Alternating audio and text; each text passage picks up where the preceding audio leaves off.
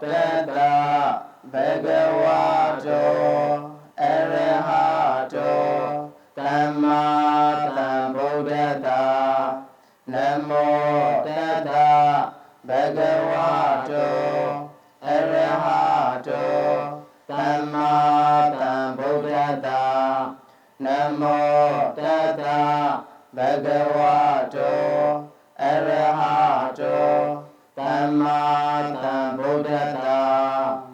tamma sambuddha matulam tata dhamma kanodamam abhivadiya bhatidam abhidhamata thingaham namo buddhaya tidam namo buddhaya tidam namo buddhaya tidam ayashimena naishija kundo anana sajavala anana tadavaru piya khati nyija vasi doda khati nyija vasi siye khati nyija vasi nalong sewan ijanja vasi Aryana shija kundo Tewon jim Anana sajavala Ape bonga Anana tadavaru Piya khati nyija vasi Doda khati nyija vasi Siye khati nyija vasi Nalong sewan ijanja vasi Ateyana shija kundo Tewon jim Anana sajavala Anana napyamaru Piya khati nyija vasi Doda khati nyija vasi Siye khati nyija vasi Nalong sewan ijanja vasi Yeni abhidhamma dedana rogo Nayuti jaja kundo Dhamma meswe abaundo ni Ile mi irita dwin shija kundo Mie pugo abaundo dile Viya khati nyinja vasi Doda khati nyinja vasi Siye khati nyinja vasi Nalong sewan ijanja vasi Dadu Dadu Dadu Vilayana online ပြီးပါတင်နန်းတွင်ကြည့်ရှုနေကြသောကျက်တည်မင်္ဂလာကုသိုလ်ဖြာဖြာတို့နှင့်ပြည့်စုံကြပါသောဓမ္မမိတ်ဆွေများအားလုံးကိုမင်္ဂလာပါလို့နှုတ်ခွန်းဆက်တာရင်းနဲ့ဓမ္မမိတ်ဆွေများစိတ်ချမ်းသာခြင်းကိုယ်ကြီးကျမ်းမာခြင်းများနဲ့ပြည့်စုံကြပါစေ။နော်ဒီနေ့သင်ကြားပို့ချပေးမယ့်သင်ခန်းစာကတော့ကျွန်တော်တို့ပြီးတော့မှသင်ညုတ်9ပိုင်းမှာပြင်စမပိုင်းဖြစ်တဲ့ပုံပိုင်းဝိထိမုတ်ပိုင်းလို့ခေါ်တဲ့ပုံပိုင်းမှာကဏ္ဍ၄ခုရှိတယ်ကဏ္ဍ၄ခုရှိကဘုံမီစတုတ်ကပဋိတန်တိစတုတ်ကကာမစတုတ်ကမရဏုပ္ပတ္တိစတုတ်ကဆိုတော့ပိုင်း၄ပိုင်းရှိတယ်ပိုင်း၄ပိုင်းရှိတဲ့နေရာမှာကျွန်တော်ဒီနေ့ပဋိတန်တိစတုတ်ကပထမပိုင်းကတော့ဘူမိစတုတ်ကနဲ့ပတ်သက်လို့ပို့ချခဲ့ပြီးသွားပြီနော်ဘူမိစတုတ်ကနော်ဘူမိစတုတ်ကမှာဆိုရင်ဘုံတွေရဲ့32ဘုံတည်နေဘုံနော်32ဘုံတည်နေဘုံ32ဘုံရဲ့အကွာဝေးတွေ32ဘုံနဲ့ပတ်သက်တဲ့ဘုံသားတွေရဲ့အကြောင်းတွေနော်ဒါတွေကိုကျွန်တော်တို့ကသိရှိခဲ့ပြီးဖြစ်ပါတယ်အခုဒီမှာပရိတန်တိနော်ပရိတန်တိစတုတ်ကနော်ပရိတန်တိစတုတ်ကပတိနော်ပတိနော်ပဋိတရီနဲ့ပြောနေကြတယ်မဟုတ်ဘူးနော်ကျွန်တော်ပတိတန်တိပတိဆိုတာတဖန်ပြန်လဲနော်တဖန်ပြန်လဲဆက်တယ်နော်တဖန်ဘဝအောင်နဲ့ဘဝတစ်ကိုတစ်ဆက်တည်းထင်မှတ်ရအောင်ဆက်ပေးတာကိုကျွန်တော်ပဋိတန်တိ နော်ပဋိသန္ဓေစိတ်နော်ပဋိသန္ဓိအဲ့တော့ဒီနေရာမှာပဋိသန္ဓေနော်ပဋိသန္ဓေဆိုတာနော်တန္တိဆိုတာအဆက်နော်တန္တိဆိုတာအဆက်ပဋိနော်ပဋိဆိုတာဖန်ပြန်လဲပြီးတော့တန္တိဆိုတာအဆက်နော်တန္တိဆိုတာတစ်ခုနဲ့တစ်ခုဘဝဟောင်းနဲ့ဘဝသစ်ကိုဘဝဟောင်းနဲ့ဘဝသစ်ကိုဆက်ဆက်ပြီးတဲ့အဆက်ကိုနော်တန္တိနော်ပဋိသန္ဓိစတုတ်ကနော်စတုတ်ကဆိုတာနော်ဒီမှာစတုတ်ထမဟုတ်ဘူးစတုတ်ကစတုတ်ထဆိုတာကြတော့၄ခုမြောက်၄ချိန်မြောက်ဒါကိုစတုတ်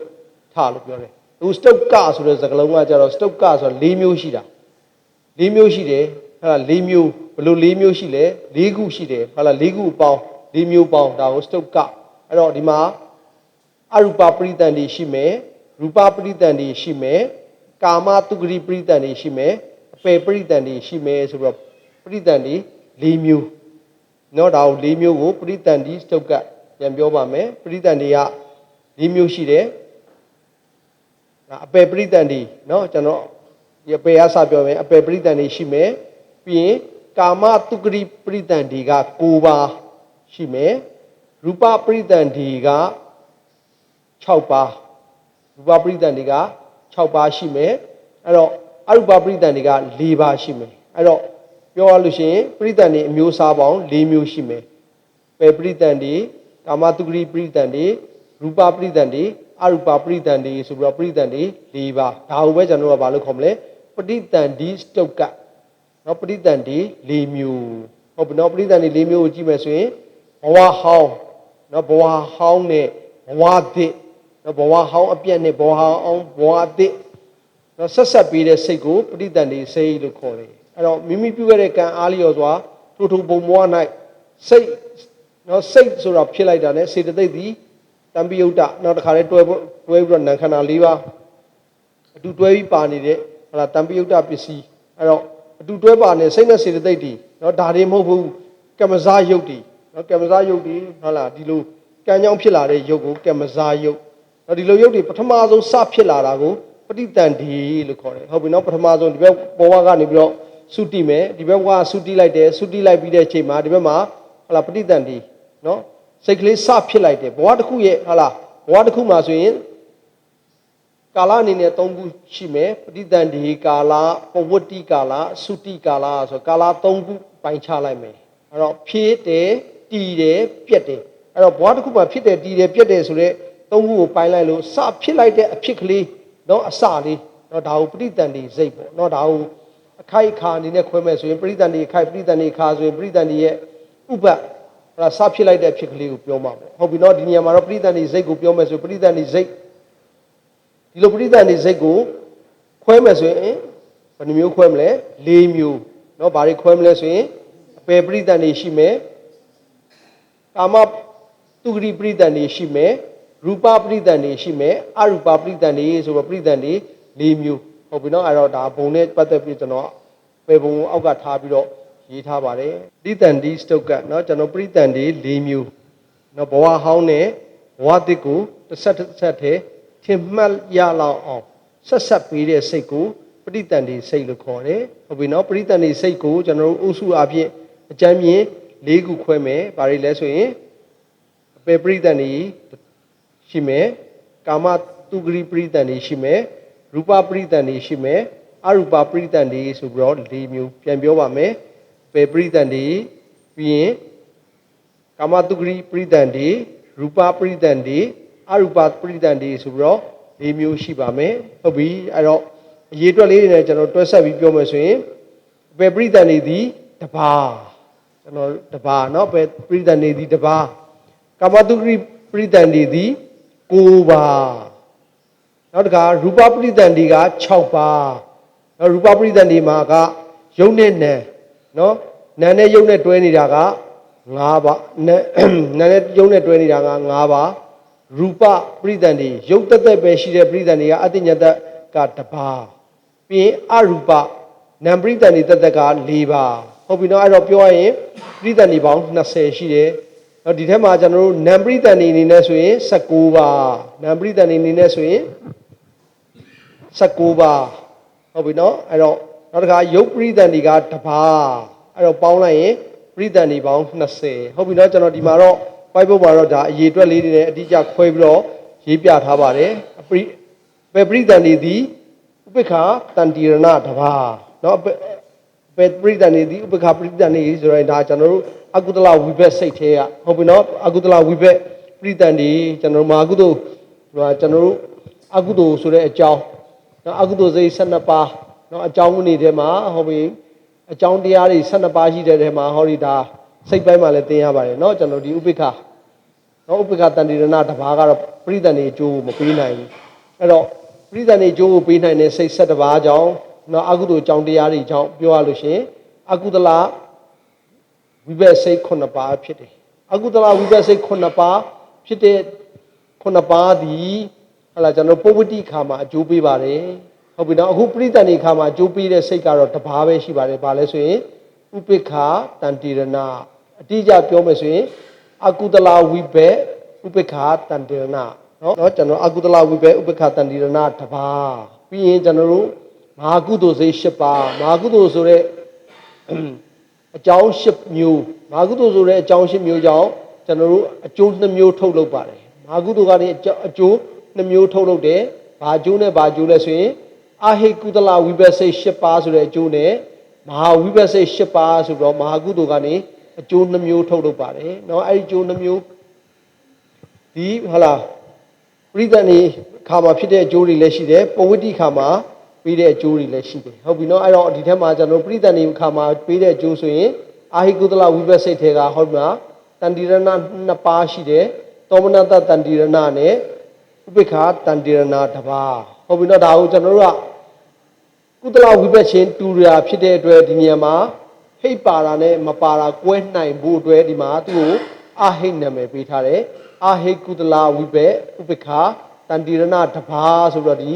အာဟိတ်ကုသလဝိဘက်စိတ်10ပါးထဲမှာကျွန်တော်ဒီဥပိ္ပခာတန်တိရဏလေးတပါးပဲကိုကျွန်တော်တို့ယူပါမယ်ဒီမှာ white board မှာကြည့်မယ်ဆိုရင်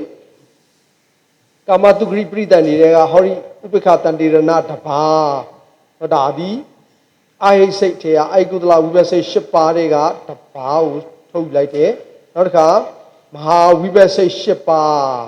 เนาะမဟာဝိဘက်စိတ်10ပါးเนาะဒါဆိုရင်ကျွန်တော်တို့ကာမတုဂရိမှာဆိုရင်အရေးအတွက်အားဖြင့်ပရိသတ်နေ9ပါးရပါပြီဟုတ်ပြီနောက်တစ်ခါကျွန်တော်တို့ရူပဗြဟ္မာဘုံက16ဘုံရှိတယ်ရူပဗြဟ္မာဘုံ16ဘုံရူပဗြဟ္မာဘုံ16ဘုံမှာရုပ်ကောနံကောရှိတဲ့ဘုံက15ဘုံအဲ့ဒီရုပ်ပေးတဲ့အကျိုးပရိသတ်နေနံက5ပါးနော်ရူပပရိသန်ဒီစိတ်က5ပါးပထမဇန်ဒုတိယဇန်တတိယဇန်စတုဒ္ဓဇန်ပစ္စမဇန်ဆိုပြီးတော့ကျွန်တော်တို့ရူပပရိသန်တွေက5ပါးရှိမယ်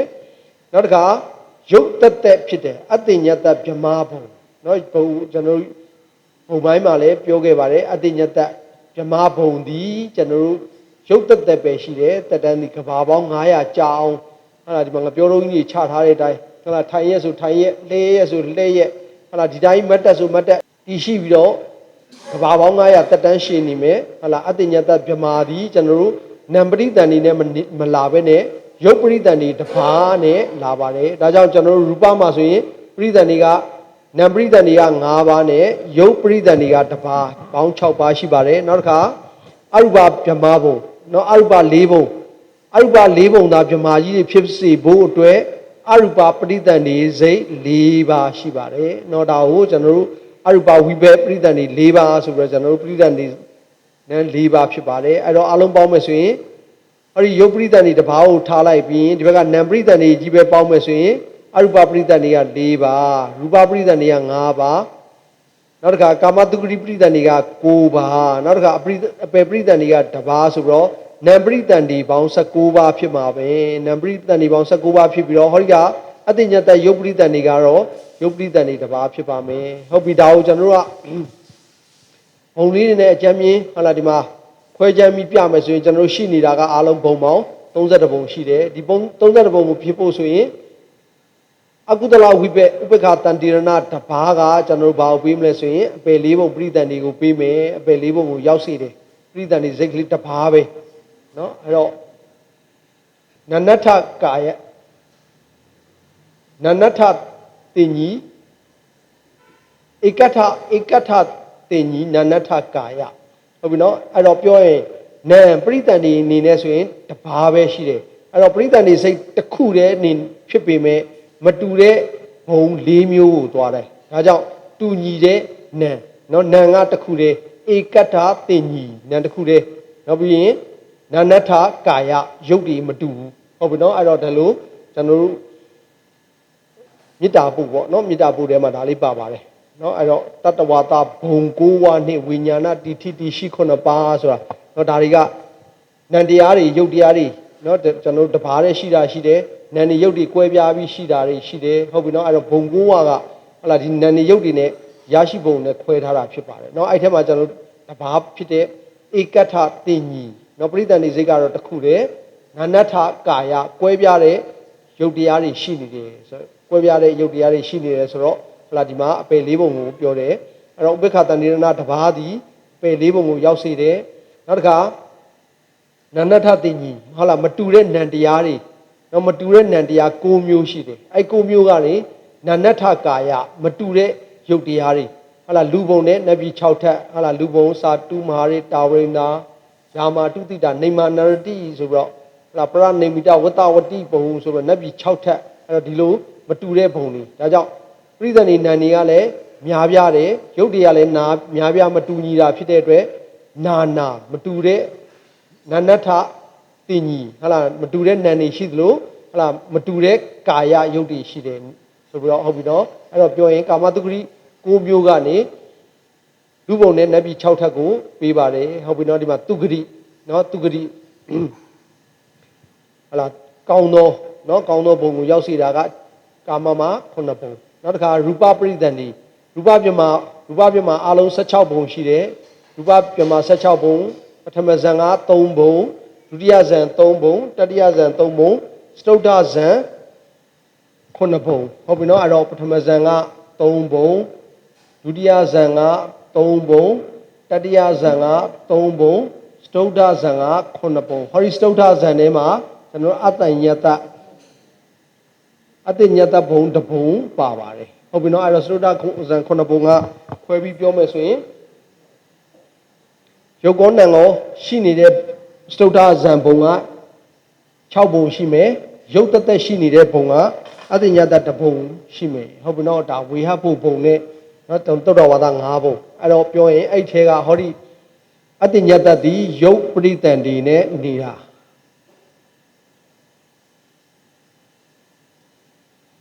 အဲ့တော့သူဒီရုပ်တသက်ပဲရှိတယ်သူမှာ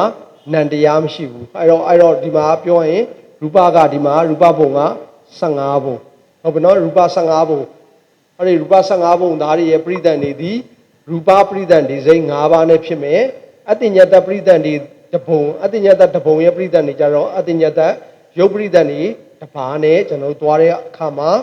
ရူပဗြဟ္မာမှာဆိုရင်ကျွန်တော်တို့ပရိသန္တိပေါင်း6ပါးရှိပါမယ်အရူပဗြဟ္မာနံတက်တက်ပဲရှိမယ်မရှိဘူးရူပနော်ဒီမှာရုပ်မရှိဘူးရူပဆိုရုပ်မရှိဘူးပြောရင်အတိညာနော်အတိညာနဲ့အရူပနဲ့နော်ဒီနေရာမှာကျွန်တော်တို့ဒီမှာကျတော့ကျွန်တော်တို့တင်ညာမရှိဘူးဟုတ်ပြီနော်ဒီမှာကျတော့အရူပရုပ်မရှိဘူးဟုတ်ပြီနော်အဲ့တော့ပြောရင်သူတို့ဒီလေပစ္စကနီးနေဆိုရင်ပစ္စပဇံပြီးတော့မှကျွန်တော်တို့ဒီမှာရုပ်တရားတွေကိုမုံသွားတယ်ဟုတ်လားအနန္တရားတွေကိုမုံပြီးတော့နာမဝိရာကအစွမ်းနဲ့ရုပ်သက်သက်ပဲရှိတယ်ဒီမှာကျတော့ရူပဝိရာကဆိုတော့ရုပ်ကိုမုံစေတဲ့ဟုတ်လားကျင့်စဉ်နဲ့ကျင့်လိုက်တဲ့အချိန်မှာအရူပရုပ်မရှိတဲ့ဟုတ်လားအပယ်၄ဘုံကိုရောက်စေတဲ့အရူပပရိသန္တိ၄ပါးဒါကြောင့်ကျွန်တော်တို့ဒီဘက်မှာ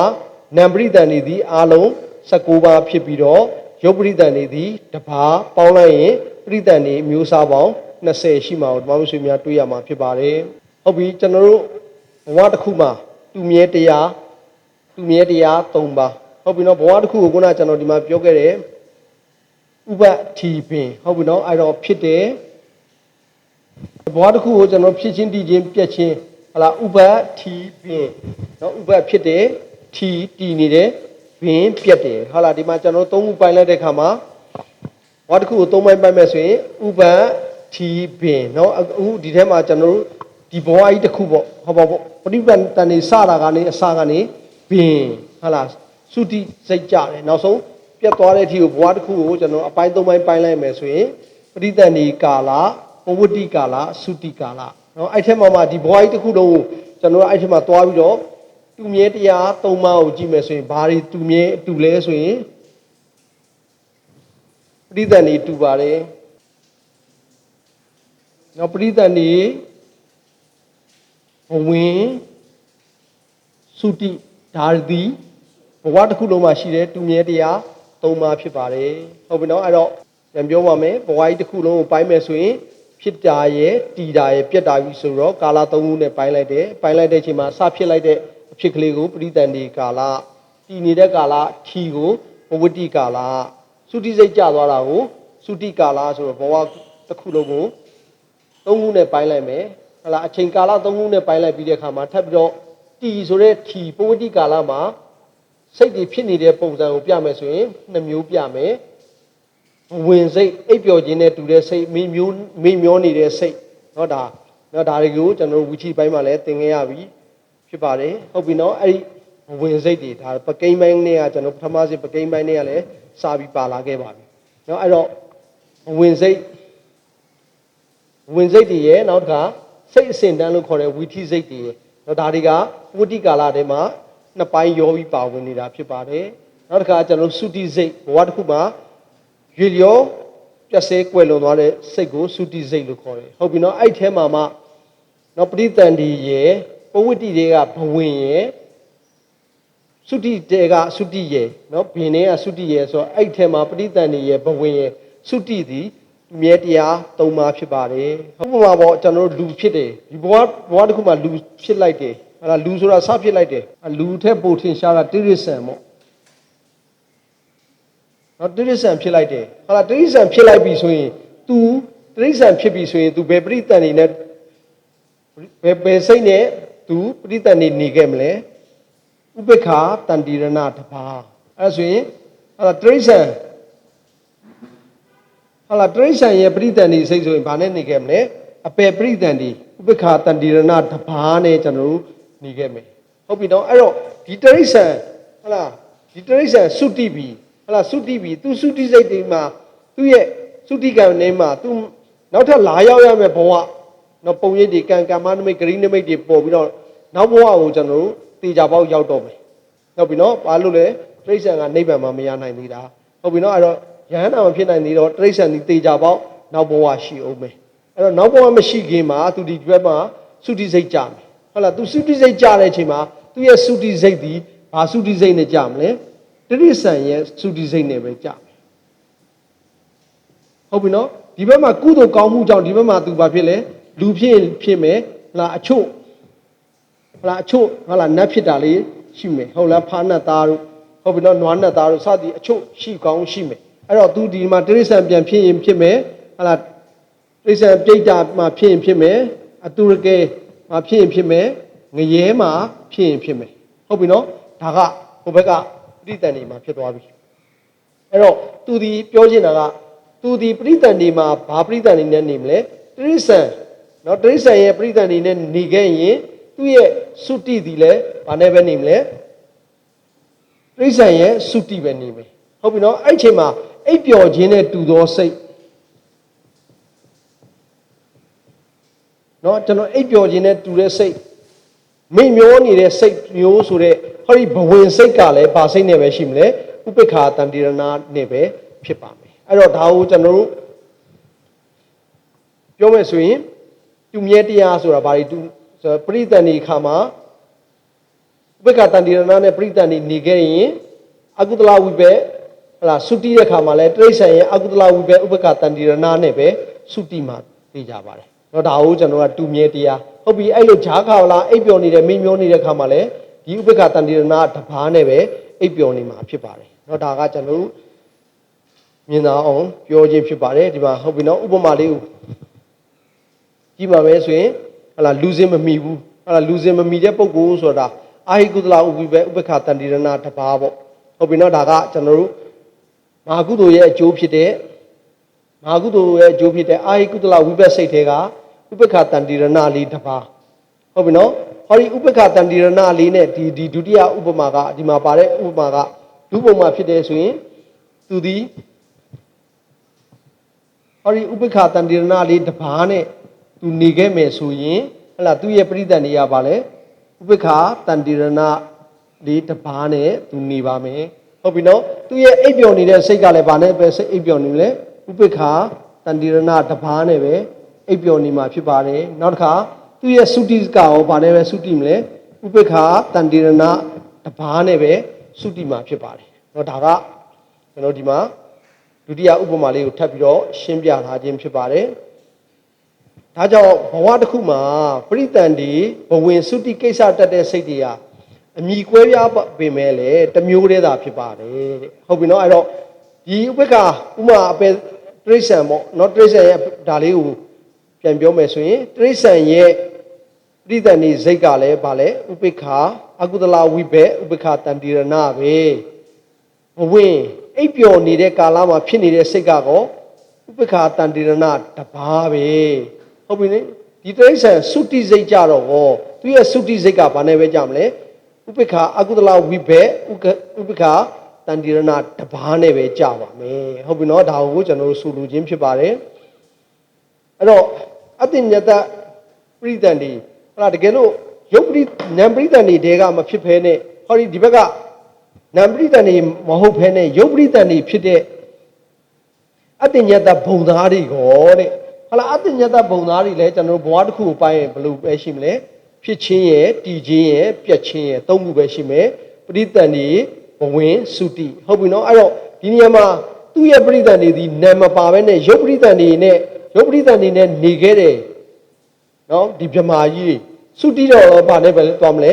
ယုတ်ပရိသန္တိနဲ့ပဲသုတိမယ်နော်ဒါကိုပြောတာအဲ့တော့သူဒီကြားထဲမှာရှိနေတဲ့ပုဋ္ဌိကာလမှာရောဘာဖြစ်မလဲဟလာသူ့မှာဝီထိမဖြစ်နိုင်ဘူးနာခန္ဓာတွေမရှိတဲ့အတွက်ဝီထိမဖြစ်နိုင်တော့သူဒီဟလာသူဘဝင်လို့ပြောတဲ့ကာလဒီလဲဘာပဲဖြစ်မလဲယုတ်ပရိသန္တိပဲဖြစ်မှာပါတဲ့တော့ဒါကိုကျွန်တော်တို့ဆိုလိုခြင်းဖြစ်ပါတယ်ဒါကြောင့်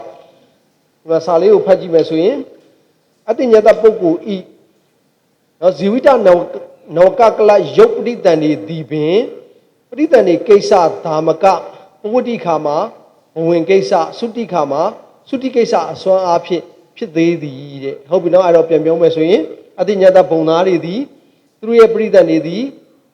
အတ္တညတယုတ်ပရိသန္တိနဲ့နေမယ်သူပဝတ္တိကာလဟလာသုတိကဘာ900တည်နေတဲ့ကာလမှာဖြစ်နေတဲ့ဘဝင်စိတ်သည်လေဘဝင်သည်လည်းဗာနဲ့ပဲသွားမလဲအတ္တညတရဲ့ယုတ်ဘဝင်ပါပဲတဲ့ဟုတ်ပြီနော်နောက်တစ်ခါဒီအတ္တညတဘုံသားကဘာပေါင်း900ပြည့်လို့သုတိမယ်ဆိုရင်ရောဗာနဲ့သုတိမလဲယုတ်ပရိသန္တိနဲ့ပဲသုတိမှာပါတဲ့ဒါကြောင့်သူဒီဘဝတစ်ခုမှာတူမြဲတရား3ပါးရှိတယ်ဗာတွေလဲပရိသန္တိရဲ့ဘဝင်ရဲ့သုတိရဲ့ဒီတရား3ပါးဒီနံဆိုရင်လည်းတစ်ထပ်သေးပဲရှိမယ်ရုပ်ဆိုလည်းရုပ်တစ်ထပ်ပဲရှိမယ်အဲ့တော့နံကနံပရိသန္တိက19ပါးရှိတယ်19ပါးလုံးဖြစ်မယ်လို့မပြောဘူးဖြစ်လာတဲ့တတ္တဝါဟုတ်ပြီနော်အဲ့တော့ဖြစ်လာတဲ့ပုဂ္ဂိုလ်တတ္တဝါသည်19ပါးတည်းကတစ်ပါးဖြစ်မယ်19ပါးတည်းကတစ်ပါးဖြစ်မယ်အဲ့တော့သူ့ရဲ့ဘဝင်ကလည်းအဲ့ဒီ19ပါးတည်းကတစ်ပါးပဲဖြစ်မယ်သုတိခါမှာလည်းဒီပရိသန္တိဘဝင်နဲ့တူစွာသော19ပါးတည်းကတစ်ပါးပဲဖြစ်မယ်ဆိုတာကိုဆိုလိုခြင်းဖြစ်ပါတယ်နောက်တစ်ခါဟုတ်ပြီဒီတူခြင်းတရား3ပါးနော်ဒီတူခြင်းတရား3ပါးရဲ့တူခြင်း5ပြာဆိုတာရှိပါသေးတယ်တဲ့ဟုတ်ပြီနော်ပြန်ပြောမယ်ဟောဒီမှာခုနတူမြဲတရား3ပါးကဘာတွေလဲပဋိသန္တိရဲ့ဘဝင်ရဲ့သုတိရဲ့ဟုတ်ပြီအဲ့3ပါးရဲ့အခုဘာပြောမလဲတူခြင်း5ပါးအဲ့3ပါးကဘာတွေတူမှာလဲတဲ့ဟုတ်ပြီနော်အဲ့တော့တူခြင်းဒီတူမြဲတရား3ပါးရဲ့တူခြင်း5ပါးကိုကျွန်တော်တို့ပြပါတော့မယ်ဟုတ်ပြီအဲ့တော့ဘဝမှာကျွန်တော်တူမြဲတရား3ပါးဟုတ်လားဘဝတစ်ခုရဲ့ပရိသန္တိဘဝင်သုတိဟုတ်ပြီနော်ခုနဒီ3ပါးကိုကျွန်တော်ရှင်းပြီးတဲ့အချိန်မှာဒီ3ပါးမှာဟုတ်လားဒီတူမြဲတရား3ပါးသည်ဘာတွေတူတယ်လဲတူမြဲတရား3ပါးဤတူခြင်း5ပါးဟုတ်လားဒီတူမြဲတရား3ပါးမှာနောက်ထပ်တူခြင်း5ပါးရှိတယ်တူခြင်း5မျိုးရှိတယ်နော်အဲ့ဒီတူခြင်း5မျိုးတွေဟုတ်လားပရိသန္တိဘဝင်သုတိစိတ်တို့ဤဒီတူခြင်း5ပြဖြင့်တူညီကြတယ်အဲ့တော့နံပါတ်1ဘုံပေါ့ဟုတ်ပြီနော်ဘုံမိဆိုတော့ဘုံတူတယ်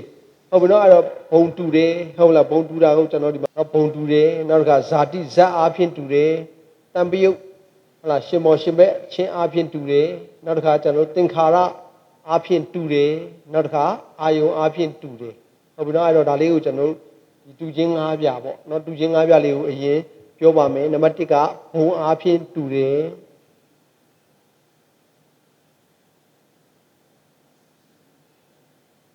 နော်ဇက်အားဖြင့်တူတယ်နော်နောက်တစ်ခါတံပြုတ်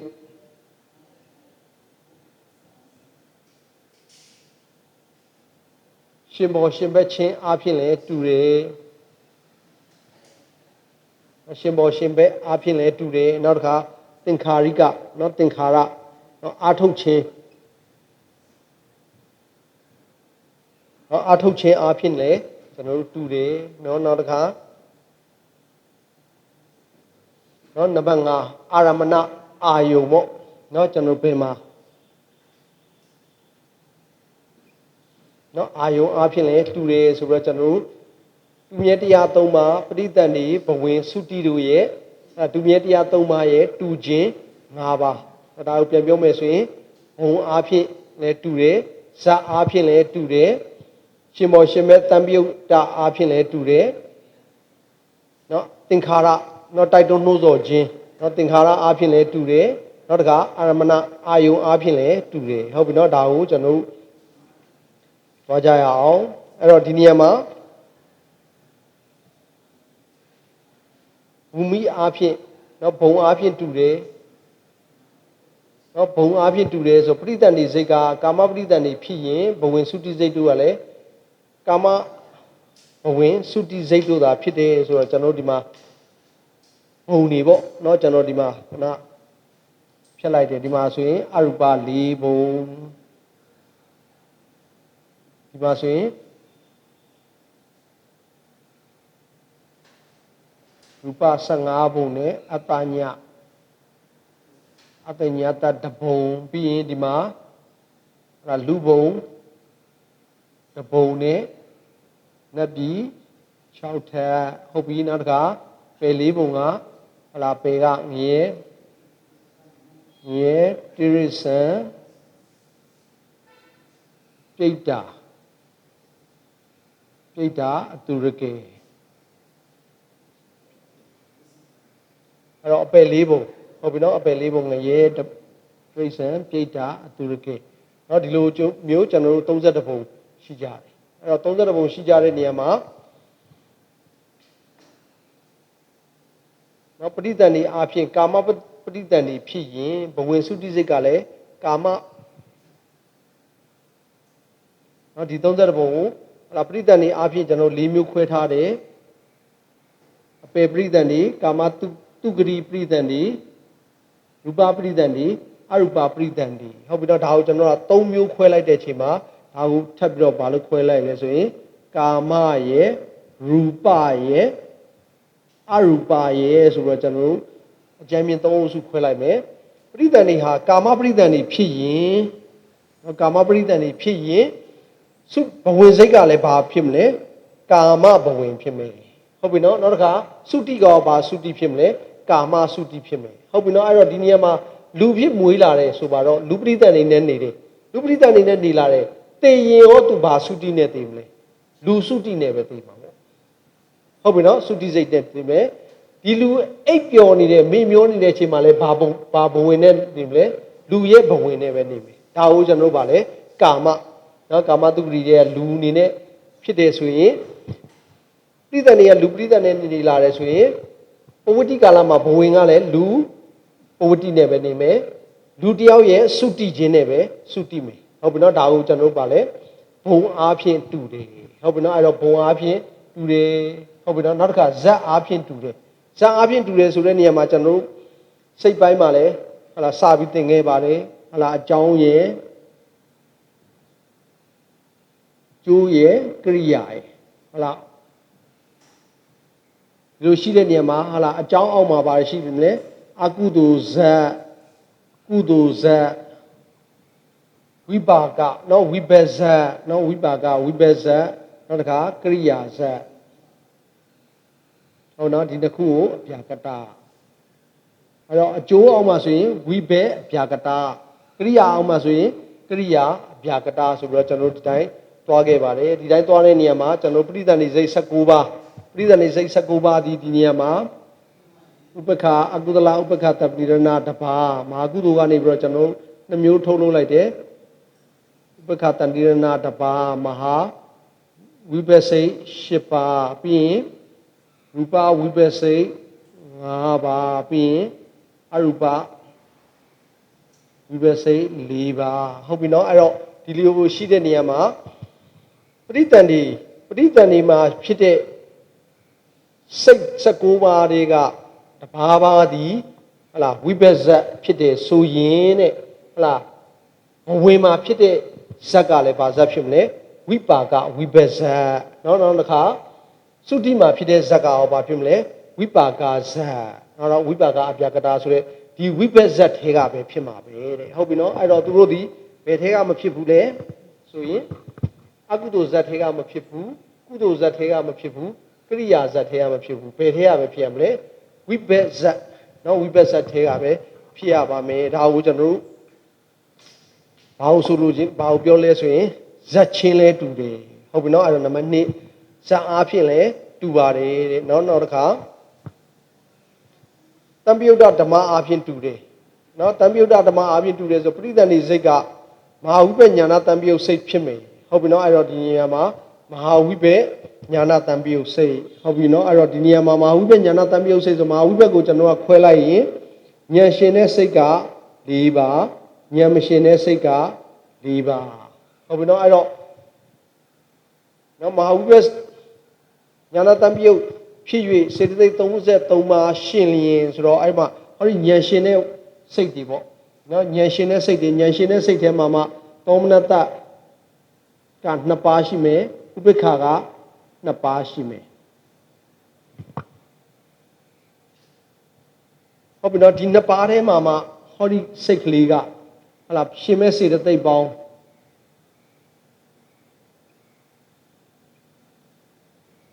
ဒီမှာရှင်မဲ့စေတသိက်က38နှုတ်ဝိရတိစေတသိက်3ပါးရဲ့အပမညာစေတသိက်2ပါးရဲ့ဒီ5ပါးကိုနှုတ်လိုက်ရင်စေတသိက်33ပါးရှင်မှာဖြစ်ပါတယ်အဲ့တော့ဒီလိုပရိသန္တိခါမှာဖြစ်တဲ့စိတ်မှာနော်ပရိသန္တိစိတ်ဟာလာညာနာတမြုပ်စိတ်တွေကတပါးပါဖြစ်ပြီဆိုရင်ရှင်မဲ့စေတသိက်33ပါးရှိမယ်ဆိုရင်ဝင်အခါသုတိခါဒီမှာလည်းအဲ့ဒီစိတ်မှာရှင်တဲ့ညာနာတမြုပ်စိတ်မှာရှင်တဲ့စေတသိက်ဒီ33ပါးပဲဖြစ်မှာဖြစ်ပါတယ်ဒါကိုကျွန်တော်တို့ဘာလို့ပြောချင်လဲဆိုရင်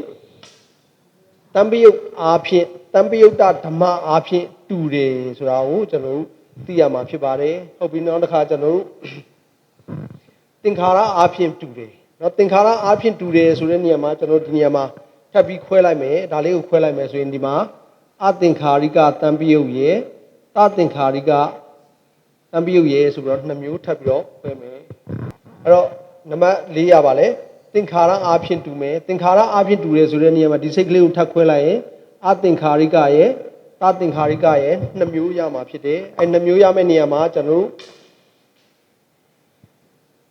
ပရိသန္တိဘဝင်သုတိသည်အသင်္ခါရိကလေးဖြစ်နေမယ်ဆိုရင်ပရိသန္တိသည်အသင်္ခါရိကလေးဖြစ်နေမယ်ဆိုရင်ဘဝင်ကလည်းအသင်္ခါရိကဖြစ်ပါမယ်သုတိကလည်းအသင်္ခါရိကပဲဖြစ်ပါပါအဲ့တော့ဒီမှာအဲ့တော့ပြောရလို့ရှိရင်သင်္ခါရနော်သင်္ခါရနေရာမှာ2ခုလုံးသည်3ခုလုံးသည်အသင်္ခါရိကနော်ပရိသန္တိမှာလည်းအသင်္ခါရိကဘဝင်မှာလည်းအသင်္ခါရိကသုတိမှာလည်းအသင်္ခါရိကဆိုတော့သင်္ခါရတရားချင်းတူတယ်ဆိုတာကိုကျွန်တော်ပြဆိုမှာဖြစ်ပါတယ်နောက်တစ်ခုကအာယုံနော်အာယုံဆိုတဲ့နေရာမှာနော်အာယုံတွေကိုကြမ်းမြင့်ခွဲမယ်ဆိုရင်တော့ကာမအာယုံပညာအာယုံမဟေကုံအာယုံလောကုတ္တရာနိဗ္ဗာန်အာယုံဆိုအာယုံ၄ခုပေါ့ဟုတ်ပြီနော်အဲ့တော့ကျွန်တော်ဒီမှာလူဖြစ်တဲ့အတွက်ကာမအာယုံနဲ့ပရိသန္တိနေလာတယ်နော်ကာမအာယုံနဲ့မှထပ်ခွဲမယ်ဆိုရင်ကမ္မနမိတ်တတိနမိတ်ဆိုပြီးတော့ကျွန်တော်နမိတ်3မျိုးရှိမယ်အဲ့တော့နမိတ်3မျိုးအဲ့တော့ကုသိုလ်တွေလုပ်တယ်အကုသိုလ်တွေလုပ်တယ်ဆိုတော့ကုသိုလ်အကုသိုလ်တွေ လုံနေတဲ့ကံစေတနာပေါ့နော်ဒီစေတနာတွေကိုပြန်ပြီးတော့သတိရမယ်စင်ကျင်မယ်ဒါကိုစင်ကျင်ပြီးတော့ဟလာသုတိကံနီးမှာဟလာမသုတိကံနီး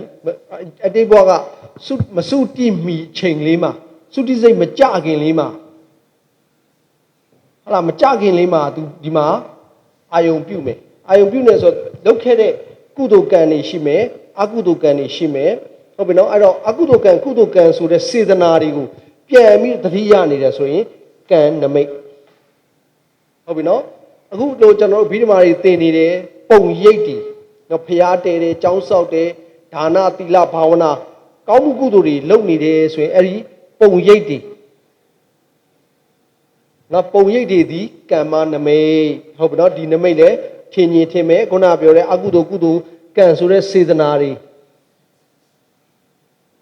အဲ့တော့ဒီစေတနာတရားတွေလည်းအာယုံမှာထင်ရင်ထင်မယ်ပုံရိပ်တရားတွေလည်းထင်ရင်ထင်မယ်နောက်တစ်ခုကဂရိနမိတ်လားရောက်ရမယ်ဥပမာလူဖြစ်တယ်ဆိုပါလူဆိုရင်အမိဝမ်းရည်ကိုမြင်မယ်ဟုတ်ပြီနော်အဲ့တော့လူရဲ့ပုံရိပ်တွေဟလာလူနဲ့သက်ဆိုင်တဲ့ပုံရိပ်တွေမြင်မယ်ဆိုရင်ဟလာအမိဝမ်းရည်စတာတွေကိုမြင်မယ်ဆိုရင်ဂရိနမိတ်လားရောက်ရမယ်လားရပေါ့နော်လားရောက်ရမယ်ပုံနမိတ်တွေကိုမြင်တာဖြစ်တယ်အဲ့တော့ဒီနေရာမှာပဋိသန္ဓေမှာကံနမိတ်ကိုအာယုံပြုတယ်လွန်ခဲ့တဲ့အတိတ်ကဟာလာကံနမိတ်ကိုသုတိကကံကိုအာယုံပြုတယ်ဆိုရင်ဟောဒီပဋိသန္ဓေမှာလည်းဘာကိုအာယုံပြုမလဲကံနမိတ်ကိုအာယုံပြုမယ်ပဋိသန္ဓေကကံနမိတ်ကိုအာယုံပြုတယ်ဆိုရင်ဟောဒီလက်ရှိဟလာပဝတိကာလမှာဖြစ်မဲ့ဘဝင်မှာလည်းဘာကိုအာယုံပြုမလဲကံကိုပဲ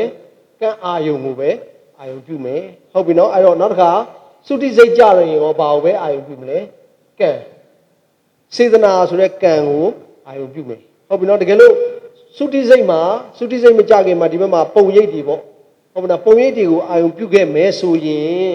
ပဋိသန္ဓေခါမှာလည်းပုံရိပ်နဲ့ဆိုင်တဲ့ကမ္မနမိတ်နော်နမိတ်ပုံရိပ်တွေကိုမြင်မယ်ဒီမှာဘဝင်မှာလည်းကမ္မနမိတ်ပုံရိပ်တွေထင်မယ်ဒီမှာလည်းသုတိမှာလည်းကမ္မနမိတ်ဟလာပြုလုပ်တဲ့ပုံရိပ်တွေထင်မယ်အဲ့တော့ဒါကိုကျွန်တော်ဘာလို့ပြောလဲအာယုံအားဖြင့်တူတယ်အဲ့တော့အာယုံအားဖြင့်တူတယ်ဆိုတာဒီနေရာမှာပြောရင်အချုပ်ကိုပြောရင်ကာမအာယုံခြင်းလဲတူတယ်ဟလာကံအာယုံခြင်းလဲတူမယ်ဆိုရင်ဒါပါလေတူမြဲတရားသုံးပါပရိသန္ဓေဘဝင်သုတိတွေသည်ဟလာဘုံအားဖြင့်လဲတူမယ်ဇတ်အားဖြင့်လဲတူမယ်တံပယုတ်အားဖြင့်လဲတူမယ်သင်္ခါရအားဖြင့်လဲတူမယ်အာယုံအားဖြင့်လဲတူမယ်ဆိုပြီးတော့ကျွန်တော်တို့ဒီမှာတူမြဲတရား၃ပါးကိုကျွန်တော်တို့ကတူချင်း၅ပြာကိုဒီမှာမိတ်ဆွေများဒါဆိုရင်ဒီတာကိုသိရပြီဖြစ်ပါတယ်ဟုတ်ပြီအဲ့ဒါဆိုရင်ကျွန်တော်တို့နောက်တစ်ခုပေါ့ကျွန်တော်တို့ဒီမှာပါရဲ့တူချင်း၅ပါးပြီးတဲ့အချိန်မှာတူမြဲတရား၃ပါးရဲ့ခုနကပါပြီးသွားလဲတူမြဲတရား၅ပါးတူချင်း၅မျိုးပြီးသွားတယ်ပြီးသွားတဲ့အချိန်မှာကျွန်တော်တို့ပဋိသန္ဓေ၄မျိုးနောက်ပဋိသန္ဓေ၄မျိုးကခုနပါရီလဲပဲပဋိသန္ဓေရှိမယ်ကာမပဋိသန္ဓေရှိမယ်ရူပပဋိသန္ဓေရှိမယ်အရူပပရိသန္ဓေဆိုတော့ပရိသန္ဓေ၄မျိုးဟုတ်ပြီနော်ဒါစားတဲ့ကလည်းကျွန်တော်စားခဲ့ပဲပရိသန္ဓေတစ်ပါးကာမပရိသန္ဓေရဲ့ရူပပရိသန္ဓေရဲ့အရူပပရိသန္ဓေရဲ့ဆိုတော့ပရိသန္ဓေ၄ပါးနော်ပရိသန္ဓေ၄ပါးရှိတယ်အဲ့တော့ဒီပရိသန္ဓေစိတ်ဒီဘလို့တရားကြောင့်ပေါ်လာလဲအကြောင်းတရားကြောင့်ပေါ်လာတဲ့အကျိုးတရားတွေဖြစ်တယ်အဲ့တော့ဒီနေရာမှာကြည့်မယ်ဆိုရင်အကြောင်းစိတ်တွေနော်အကုသိုလ်စိတ်12ပါးနော်အကျိုးတရားဒီအကုသလဝိပဿစိတ်9ပါးအဲ့ထဲကနေမှကျွန်တော်ပဋိသန္ဓေစိတ်ကလေးပဲယူရင်ဥပက္ခတန္တိရဏတစ်ပါးเนาะအကုသလဝိပဿဥပက္ခတန္တိရဏတစ်ပါးဟုတ်ပြီเนาะနောက်တစ်ခါကျွန်တော်ငါကုသိုလ်เนาะအဲ့တော့ကာမငါကုသိုလ်စိတ်10ပါးငါကုသိုလ်စိတ်10ပါးကိုပြုတဲ့အချိန်မှာအကျိုးတရားသည်2မျိုးထွက်ပါတယ်ဘာအကျိုးနဲ့ဘာအကျိုးလဲဆိုရင်အဟိကုသလဝိပဿအကျိုးနဲ့မဟာဝိဘက်အကျိုးဆိုတော့အကျိုး2မျိုးထုတ်ပါတယ်เนาะအဲ့မှာပြောရင်ပရိသန္ဓေစိတ်ကလေးကိုပဲဆွဲထုတ်လိုက်တော့အာဟိကုသလဝိဘက်စိတ်10ပါးတွေကကျွန်တော်တို့ဘာကိုပဲယူမလဲဆိုရင်ဥပက္ခတန္တိရဏစိတ်ကလေးတစ်ပါးကိုပဲကျွန်တော်တို့ယူပါမယ်ဟုတ်ပြီเนาะမဟာကုသိုလ်ဆိုတဲ့အကြောင်းတရားကြောင့်ပေးလာတဲ့အကျိုးဒီအာဟိကုသလဝိဘက်စိတ်10ပါးဟုတ်ပြီเนาะအဲ့ဒီအချိန်မှာအခုဒီနေရာမှာကျွန်တော်ဒီ10ပါးလုံးကိုမထည့်ဘဲနဲ့ကျွန်တော်လိုချင်တာလေးကိုဆွဲထုတ်လိုက်ရင်အာဟိကုသလ ဝိပေဥပိ္ပခာတန်တိရဏဒီစိတ်ကလေးတစ်ပါးကိုပဲကျွန်တော်ဒီနေရာမှာဆွဲထုတ်ပါမယ်ဟုတ်ပြီနော်ဥပိ္ပခာဒီမှာဥပိ္ပခာဝေဒနာလေးကိုကျွန်တော်ဒီမှာပြမယ်အဲ့တော့အာဟိကုသလဝိပေဥပိ္ပခာတန်တိရဏတစ်ပါးရှိမယ်မဟာကုသိုလ်၈ပါးအကြောင်းတရားမှာမဟာကုသိုလ်၈ပါးကြောင့်တူတဲ့တရားတွေဟလာဒီမှာကတူတဲ့တရားကမဟာဝိပဿနာ၈ပါးအဲ့တော့ဒီနေရာမှာမဟာကုသိုလ်သည်အကျိုးနှမျိုးထုတ်လုပ်ပါတယ်ဘာအကျိုးနဲ့ဘာအကျိုးလဲဆိုရင်ဟိတ်မပါတဲ့အကျိုးနဲ့ဟိတ်ပါတဲ့အကျိုး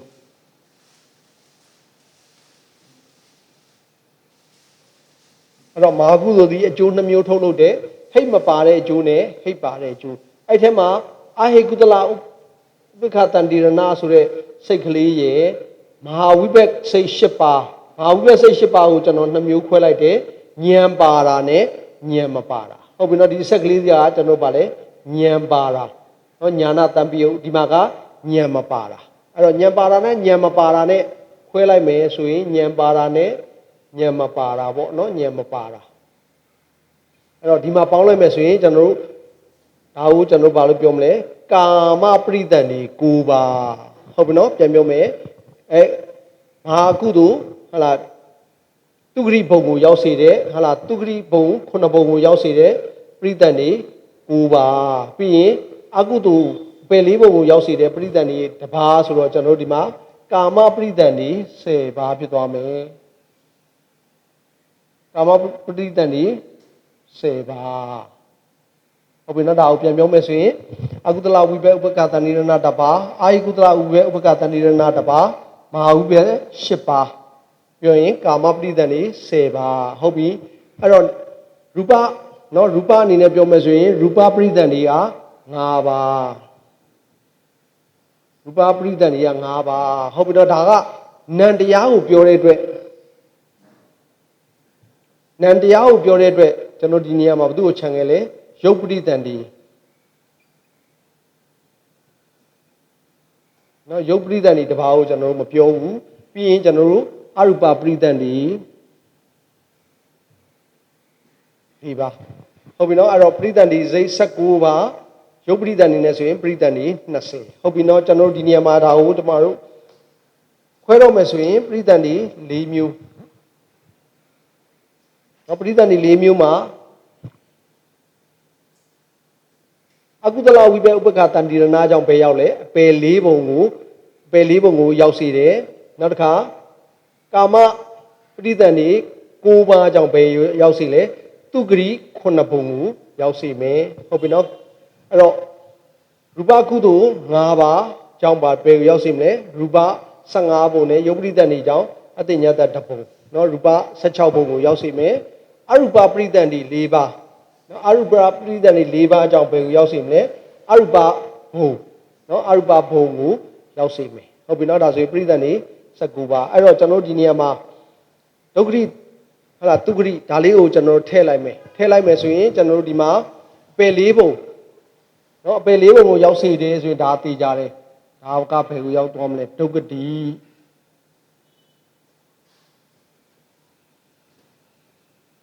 ဒါကဒုက္ခတိဘုံကိုရောက်သွားမယ်ဟုတ်ပြီနော်အဲ့တော့ဟောဒီ9ပါးကမဟာကုသိုလ်ရဲ့အကျိုးတွေဖြစ်တဲ့အတွက်ဟောဒီ9ပါးကတော့ဘယ်ကိုရောက်သွားမလဲသူဂရိဘုံကိုရောက်စေမယ်အဲ့တော့ဒီနေရာမှာလဲကျွန်တော်ဒီမှာကြည့်မယ်ဆိုရင်သူဒီဘယ်ကိုရောက်စေမလဲပယ်4ဘုံကိုသွားပြီဟုတ်ပြီဒါကဘယ်ကိုသွားမလဲ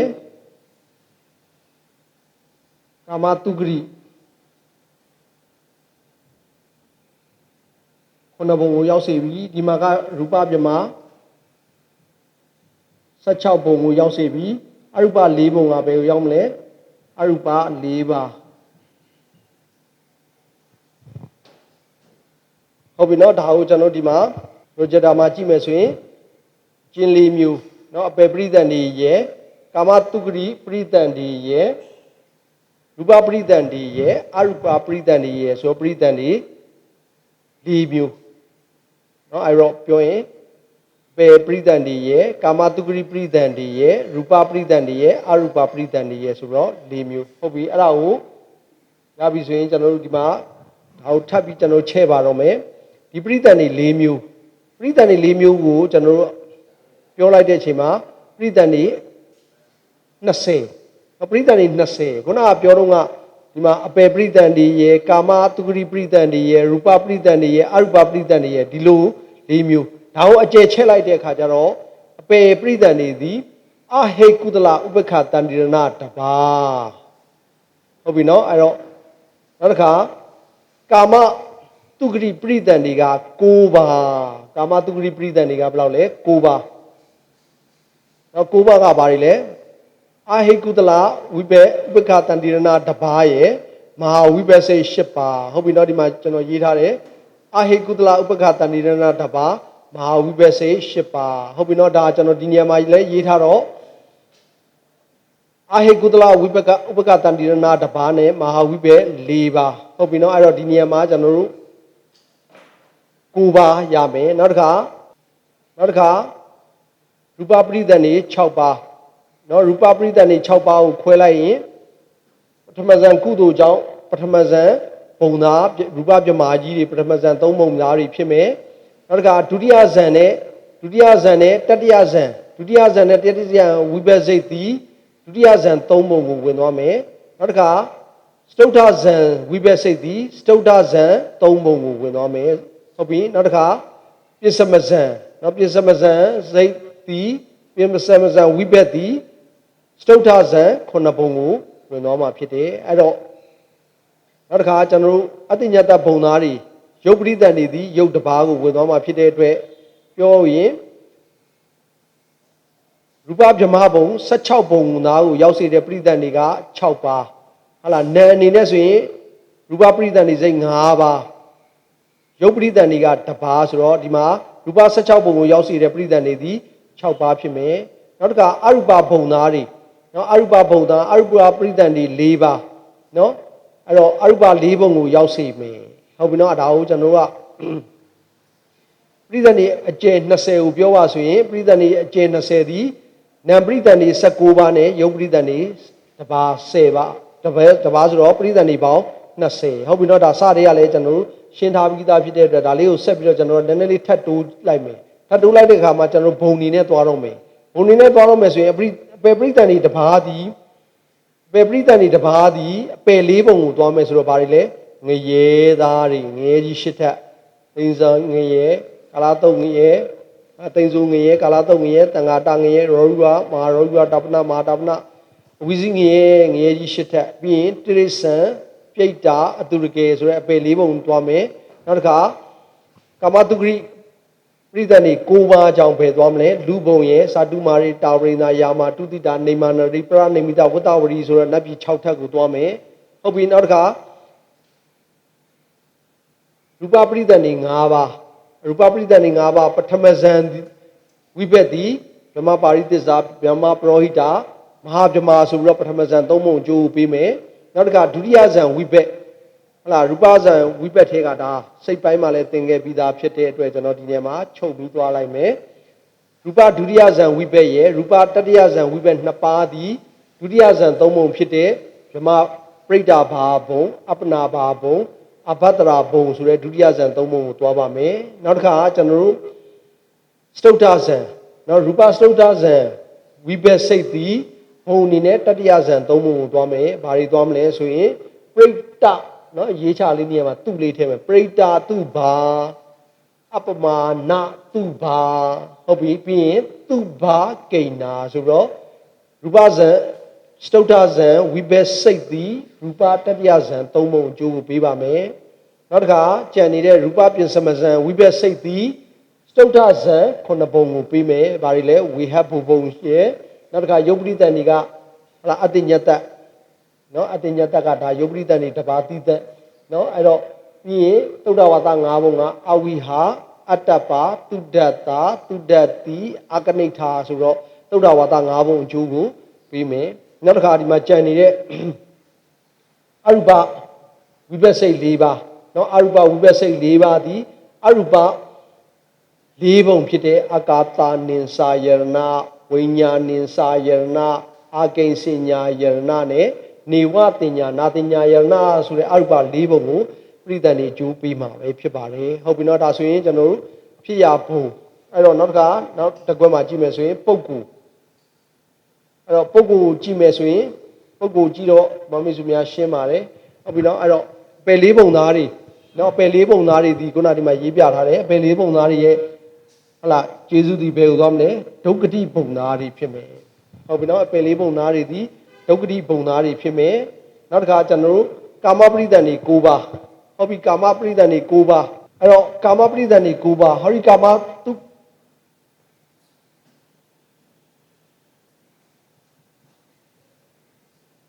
အဲ့တော့ဒီမှာသူဒီပါဘူးလေသူဂရိဘုံဖြစ်မယ်ဟုတ်ပြီနော်အဲ့တော့ကာမ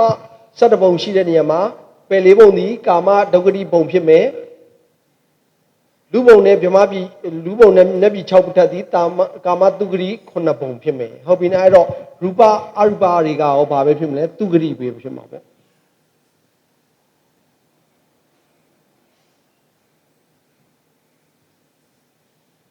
ဟုတ်ပါပြီနော်အဲ့တော့ဒီနေရာမှာကျွန်တော်တို့နောက်တစ်ဆင့်ထပ်ခွဲမယ်နော်နောက်တစ်ဆင့်ထပ်ခွဲတာကကျွန်တော်တို့ပုံကိုအနေနဲ့ခွဲမယ်ပုံကိုအနေနဲ့ခွဲလိုက်တော့ပုံကိုအနေနဲ့ခွဲမယ်ဟိတ်ပါခြင်းမပါခြင်းအနေနဲ့ခွဲမယ်ဆိုရင်ဒါတွေဒီအာဟိတ်စိတ်အဲ့တော့ဒီထဲမှာပါတဲ့စိတ်2ပါးဥပက္ခတဏိရဏ2ပါးကိုပြောမယ်ဆိုရင်ကျွန်တော်တို့ကဘာလို့ပြောမလဲဟိတ်တွေမပါတဲ့အတွက်အာဟိတ်စိတ်တွေလို့ပြောမယ်ဟုတ်ပြီနော်ဘာဟိတ်ပါစိတ်တွေလို့ပြောမလဲအာဟိတ်စိတ်တွေဟုတ်ပြီနော်အဲ့တော့ဒီနေရာမှာကျွန်တော်တို့ဒီအာဟိတ်စိတ်အဲ့တော့အာဟိတ်စိတ်နဲ့ဘုံနဲ့ပြောမယ်ဆိုရင်ခုနပယ်လေးဘုံသားတွေဒီဘုံနေနဲ့ဒုက္ခတိဘုံဘုံနေနဲ့ပါဘုံလဲဒုက္ခတိဘုံအဲ့တော့ဟိတ်နေနဲ့ပါဟိတ်လဲအာဟိတ်ဟုတ်ပြီနော်အဲ့တော့ဒုက္ခတိအာဟိတ်ဟုတ်ပြီနော်ဒါစီပယ်လေးဘုံသားတွေအတွက်သွားတဲ့ဥပက္ခတန္တိရဏဒီဒုက္ခတိအာဟိတ်ဟုတ်ပြီနောက်တစ်ခါကျွန်တော်မဟာအာဟိကုသလဥပက္ခတန္တိရဏနဲ့မဟာဝိပဿနာ8ပါးဒီမဟာကုသိုလ်ရဲ့အကျိုးဖြစ်တယ်ဒါကြောင့်သူတို့ဒီကုသလဝိပဿတွေတော့ဖြစ်တယ်ဒီနေရာမှာ2မျိုးကွဲသွားတာက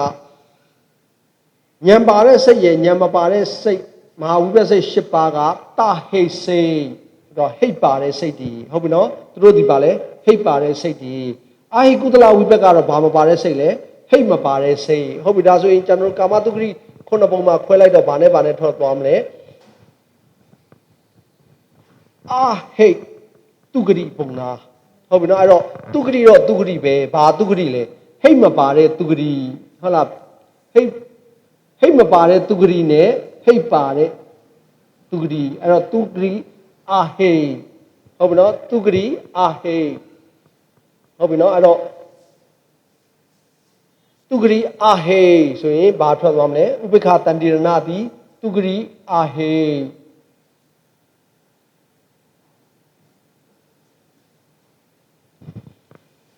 ဟုတ်ပြီမဟာဝိပဿနာ8ပါးမှာလည်းကြည့်မယ်ဆိုရင်ဉာဏ်မပါဘူးဆိုရင်ဒွိဟေဉာဏ်ပါလာပြီဆိုရင်တိဟေဒါလေးဒီမှာမိတ်ဆွေများထပ်ပြီးတော့ဖြည့်ရမှာဖြစ်ပါတယ်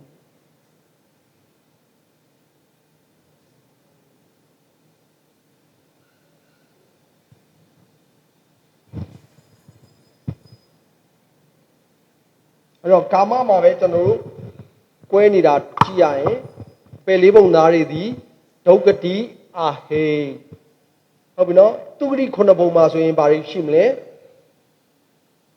သူဂတိအာဟိဟုတ်လားသူဂတိအာဟိနဲ့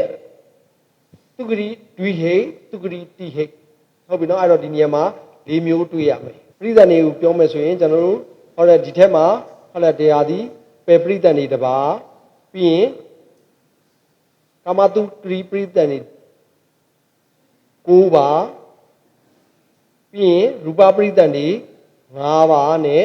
ရုပ်ပရိသတ်တွေ1ပါးပြီးရင်အရူပပရိသတ်တွေ4ပါးဟုတ်ပြီဒီဘက်မှာယုံနဲ့ခွဲထားတော့ကြည့်မယ်ဆိုရင်ကာမပရိသတ်တွေကဒုက္ခရိက1ပါး